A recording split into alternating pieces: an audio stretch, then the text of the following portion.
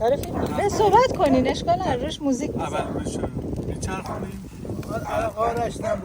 ببینین داریم تو هوای آزاد جوجه کباب درست میکنیم. کباب فرنگی آروم بزنیم. طرز تهیه جوجه کباب در هوای آزاد. بفرمایید افسانه خانم، شما رو یوتیوب هستین، لایو ها را نوازش کردیم. لایو روی یوتیوب. بفرمایید. این جوجه کباب ها آها اسپسیفیک جوجه کباب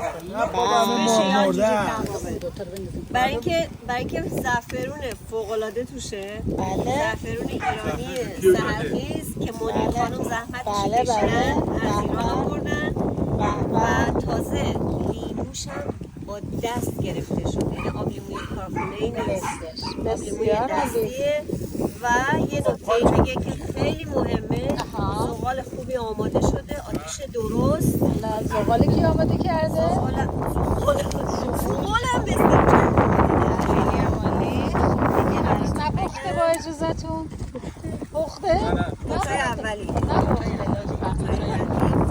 خب حالا اینجا رو نگاه کنین عزیزان دوستان.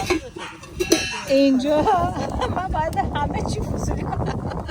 اینجا این کره و زعفرون قاطی آماده است که این جوجه ها بره داخلش.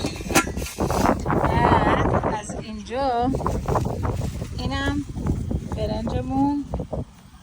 به به بذار دم بکشه. بره دم بکشه. بذار درش رو دم.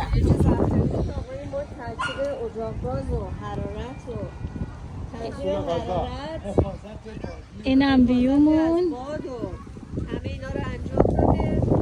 دستشون درد نکنه. خلاصه تیم ورک برای جوجه. اینم پارکیه که اومدیم، بسیار جای زیبایی، پر از آب و پر از سگ و پر از آدمای زیاد.